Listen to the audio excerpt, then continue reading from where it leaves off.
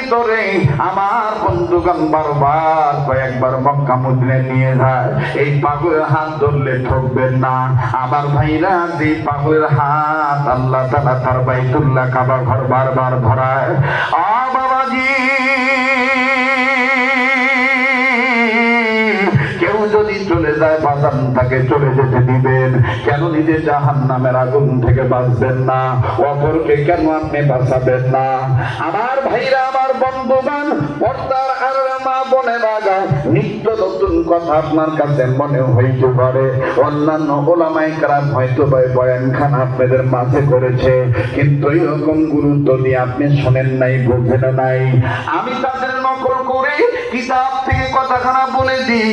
বাবাজি, আল্লাহর এক জমিনে, আল্লাহর কোন এক জমিনে আল্লামা তারিক জামিনদার বারকাতুল্লাহ আলিয়া চোখে দেখা কোরআনের আগুন, চোখে দেখা কবরের আযাব, এই পুস্তকের মধ্যে বাদান ঘটনাটা ওয়া আহলুকুম নার, আমার ভাইরা সূরাতুত তাহরিমের আয়াতের অংশের তর্জমা করে সুন্দর করে পাই পাই করে বুঝিয়ে দিলেন। বাবাজি, আল্লাহ একজন বান্দা ইন্তেকাল করলেন, আমার ভাইরা তার দাফন কাফন সম্পন্ন হবে, গোসল হয়ে গেল, কাফনের কাপড় পরিধান করানো হলো, জানাজার নামাজ কমপ্লিট হয়ে গেল।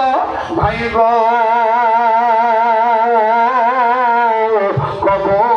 ব্যক্তির জন্য খনন করা শেষ হয়ে গেল। এবার কবরের সাইডে সবাই দাঁড়াইল। দাঁড়ায় যখন নিকটবর্তী আত্মীয় স্বজন বাজান মৃত ব্যক্তিটাকে কবরে নামাবে, কবরে নামানোর সময় আমার ভাইরা তার রেখে দেওয়া সন্তান, বড় সন্তান, বন্ধু পায়ে হাত দিয়ে বলবো, বাবা কেউ যদি চলে যায় চলে যেতে দিবেন বন্ধু, কারো যাওয়া দেখে কেউ যাবেন না। তবে এটাও জানেন বাবা, আপনাদের এই দিনই বন্ধু পাগল আব্দুল খালেক শরীয়তপুরী বয়ানের সাথে অনেক বক্তার বয়ানের কলা কৌশল, ভাব ভঙ্গি, হুঙ্কার ঝঙ্কার, কথার অলঙ্কার, অবাদান ভাষার শৈল্পিকতা, আমার বন্ধুগণ সাহিত্যের মাধুর্যতা, বাবাজি আয়োজন বুঝে প্রয়োজনীয়তা অনেকের মানুষের মাঝে ফুটে ওঠে না। ভাই গো, দিক কথা, বিজ্ঞতা, অভিজ্ঞতার আলোক থেকে কথাগুলি বলছি। একটা কথা যেন বাজার না হাত ছাড়া না হয়। যাদের কাছে মোবাইল আছে, মোবাইলের মধ্যে বাজান কথার রেকর্ড করে রেখে দিবেন। বাবাজি, জীবনের শেষ বয়ান মনে করে বয়ানখানা করছি বন্ধ। ভাই গো, আল্লাহর বান্দার লাশটা যখন হাতে নিল, সবাই হাতে নিয়ে দুই চারজন যখন কবরে নামাবে, দোয়াখানা যখন পাঠ করতেছে, মিনহা খলাকনাকুম ওয়া ফিহা নুঈদুকুম ওয়া মিনহা নুখরিজুকুম তারাতান উখরা। বাবাজি, এলাকার আত্মীয় স্বজন, আস্থাভাজন, মৃত ব্যক্তির শ্রদ্ধাভাজন, স্নেহভাজন, আপনজন, পড়শি, প্রতিবেশী, ভাই গো, এই কবরবাসীকে যখন কবরে শোয়ানোর জন্য কবরে নামাবে, বাবাজি হঠাৎ করে সন্তান, আপন সন্তান বাবার লাশটা হাতে নিয়ে কবরে যখন নামায় দিবে, নামানোর সময় সন্তান নজর করে দেখে কবরের এক সাইডে ভাই গো কেমন জানি গর্ত দেখা যায়। ডাক দিয়ে বলে, আমার আব্বাকে শোয়াবেন না, আমার আব্বাকে এখন নামাবেন না। এই গর্তটা দেখে আমার সন্দেহ হইতেছে। সন্তান বাবার কথা বলার পরে আত্মীয় স্বজন লাশটা ধরলো। এই সন্তান ছেলেটা ভালো করে দেখতে যে কিসের গর্ত, ভালো করে ছোট্ট একটা কাঠি নিয়া আমার বন্ধুগণ ঘুরতে দিয়া মাটি সরাই দেখে হায় হায় সর্বনাশ, এটা সাধারণ কোন গর্ত নয়, এটা বিশাল এক বিষাক্ত ভয়ঙ্কর সাপের গর্ত। Please wait and see, come to the point. একটু ধৈর্য ধরে টের পাবেন আমি কি বলতেছি। আমি 11 বছর জবান খুলে বয়ান করতে পারি নাই বিগত ফ্যাসিস্ট সরকারের কারণে। আপনারা বলবেন, হুজুর অনেকে গ্রেফতার হয়েছিল, আপনি যে আমাকে দিয়েছিল, কিন্তু রাখতে পারে নাই, পারবেও না ভবিষ্যতে। লুঙ্গি পরা মুভি দেখছেন, তা কি হয়েছে? পরনে আমার লুঙ্গি, কোরআন সুন্নাহ আমার সঙ্গী। যতই বলেন জঙ্গি, কাম হবে না আপনার ওই ভঙ্গি। রাখতে বলবো না বাদ দেব? বলেন বলবো না বাদ দেব? ছেলেটা ডাক দিয়ে বলতেছে, সর্বনাশ, আমার বাবাকে এই কবরে আমি শোয়াইতে পারবো না, এটা তো সাপের গর্ত, আমার আব্বাকে এখানে শোয়া যাব, আমার আব্বাকে সাপ কামড়াবে। এখন এলাকার গুরুজন, মুরব্বীজন, শ্রদ্ধাভাজন যা আছে সবাই ডাক দিয়ে বলতেছেন কি করা? ছেলে বলতেছে, যেহেতু লাশের ওয়ারিশ আমি, আমার বাবাকে এখানে শোয়ানো যাবে না, আমার বাবার জন্য আলাদা একটা কবর খনন করা হোক। এলাকার মানুষ বললো, ভাই আপনারা কথা বললেন না তো, ওয়াজ করতেছে, আমি হ্যাঁ থাম বাড়াই দেন। কানের মধ্যে কি হয়েছে? তোমার থেকে তোমার বাড়ি ভালো আছে।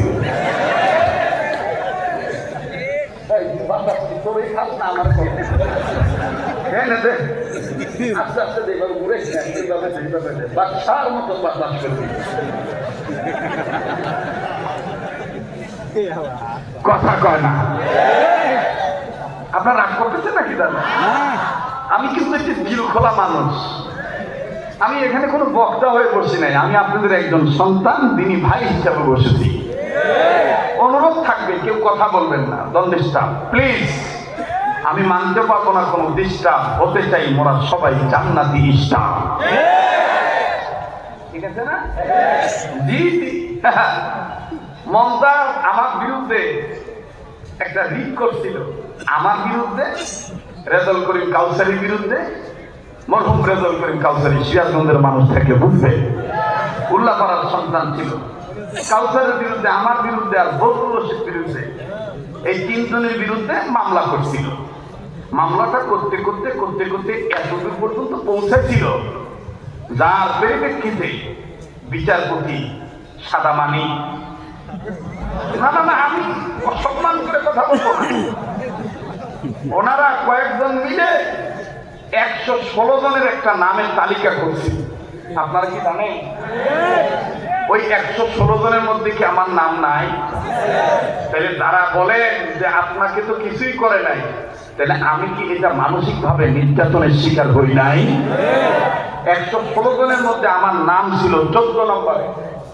এটা ভালো করে লিস্টটা দেখবেন, 116 জনের মধ্যে আমার নাম ছিল। আলো কি? হ্যাঁ, আরো ভালো করে বলে দিই, সম্ভবত লিস্টের নাম্বারটা আমি ভুল বলতেছি, 37 কি 36 হবে, অনেকদিন আগের কথা তো, ওটা আমি খেয়াল রাখি নাই। কিন্তু 116 জনের মধ্যে সবার নাম ছিল সাধারণ নাম, মাওলানা নুরুল ইসলাম বলিপুরি, মাওলানা ওমর, কারো নামের শেষে সাহেব লেখা ছিল না। কিন্তু এই লুঙ্গিপুরা মফিজের নামের সাথে ওই দুটো কর্মকর্তারা লিখে দিয়েছিলেন মাওলানা আব্দুল খালিদ শরীয়তপুরি সাহেব। ভালো করে দেখে আমার বন্ধুবান, তখন দেখবে এই 116 জনের যখন লিস্ট হইল, তখন টেলিভিশনে 71 টিভি জনদরদি কোনো সাংবাদিক আমার দিক টাকা, এদিক টাকা দেখায় দিই, এইরকম নাকের আগে চশমা নিয়ে, খাতা খাতা ব্লাউজ করে, কলম একটা হাতে নিয়ে বলতো, জি ম্যাডাম আপনি বলুন মৌলবাদীদের বিষয়ে। তখন ওই সাইড থেকে মৌলবাদী আখ্যায়িত করে ওলামাদের বিদ্বেষ হয়ে কথাগুলি বলতো। আর এই খবরটা আবার রাত 8টা, 9টা, 10টা, 11টা সারাদিনের খবরে সাংবাদিকদের ভাষায় তখন বলতো, দেশটা মনে হয় জঙ্গিবাদদের, মৌলবাদীদের কারণে রসাতলে চলে যাচ্ছে, সংবাদটি প্রচার করা হচ্ছে স্বাধীনতার মুক্তিকামী জনগণের পক্ষের টেলিভিশন থেকে।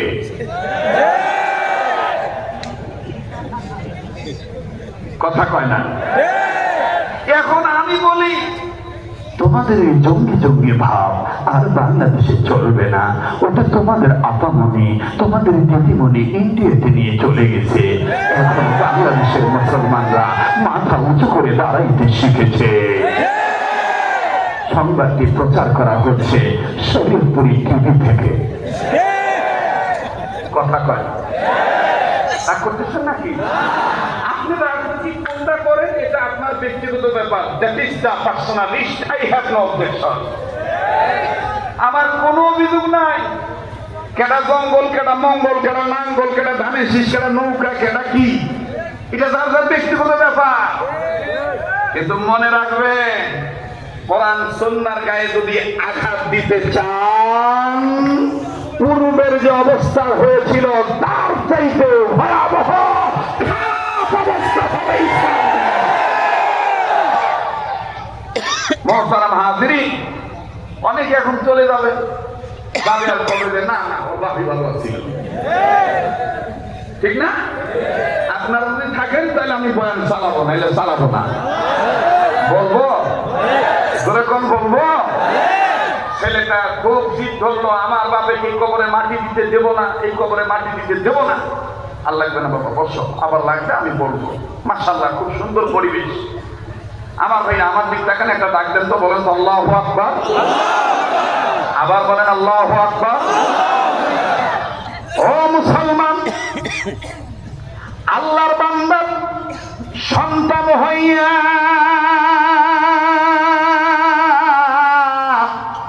বলিলেন যখন কাঁদিয়া কাঁদিয়া যে আমার বাবাকে কবরে দেব না রাখিয়া, এই বাবাকে অন্য জায়গায় নাও সরাইয়া, বাবার জন্য নাও না নতুন করে কবর খনন করিয়া।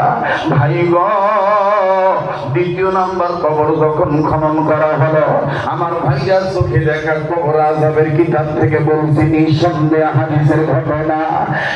বাবাজি, আমার ভাইরা রে, গভীর মনোযোগী হয়ে শুনবেন, কোন দিকে কোনো নজর নাই। আল্লাহর বান্দার কথার অনুপাতে যখন দ্বিতীয় কবর খনন করা হলো, দ্বিতীয় কবর কমপ্লিট হয়ে গেল। এইবার মৃত ব্যক্তি যখন কবরে নামাবে, এই সন্তান যখন আমার বন্ধুগণ বাবাকে নামানোর সময় মিনহা খলাকনাকুম ওয়া ফিহা নুঈদুকুম ওয়া মিনহা নুখরিজুকুম তারাতান উখরা বলে, আবার যখন দিক বিদিক ছুটাছুটি করে নাই, একবার নজর করে কবরের চতুর্পাশে যখন আমার বন্ধুগণ চেক করতেছে এই কবরে কোনো সমস্যা আছে কিনা, এইবার বাবার লাশ নামানোর সময় নজর করে দেখতেছি ওই কবরতে ছিল একটা গর্ত, কিন্তু এই কবরে দেখা যায় দুইটা গর্ত।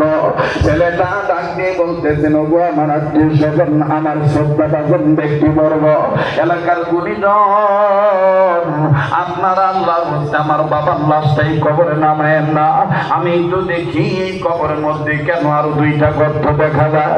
ছেলেটা ভালো করে চেক করলো, চেক করে দেখা যায় বাবা ওই কবর থেকে ভয়ঙ্কর সাপ দেখেছি। আমার বন্ধুগণ, এই কবরে আরো দুই গর্তে আরো ভয়ঙ্কর ভয়ঙ্কর সাপ দেখা যায়। বন্ধু, ছেলেটার নজর করে দেখতে পাইল বাবার লাশ যখন কবরে নামাবে, আমার বন্ধুগণ সাপ ফুস করে মাথা বের করে, আমার ভাইরা ফুসফাস করে। ছেলেটা ডাক দিয়ে কয়, সর্বনাশ সর্বনাশ, আমার বাবার লাশটাই কবরও নামানো যাবে না। এলাকার গুণীজন আলেম ওলামা বল ডাক দিয়ে বলে, হায় হায়, কি এমন অপরাধ করে যে পিতা হারি পিতারই আযাব, পিতার গুনার কারণে বাস্তবিকে তার কবরে আযাব দেখা যাইতেছে, সাপ দেখা যাইতেছে। সন্তান কান্দার ডাক দিয়ে বললেন, হুজুর গো, হুজুর গো, বেয়াদবি মাফ করবেন, কষ্ট হয়ে যাইতেছে, আপনারা তৃতীয় নম্বর আর একটা কবর খনন করেন। এবার ভাইরা লম্বা কথা সংক্ষেপ করে বলে দিন, তৃতীয় নম্বর কবর যখন খনন করা হইল, তৃতীয় নম্বর কবর যখন বাবার লাশ সন্তানরা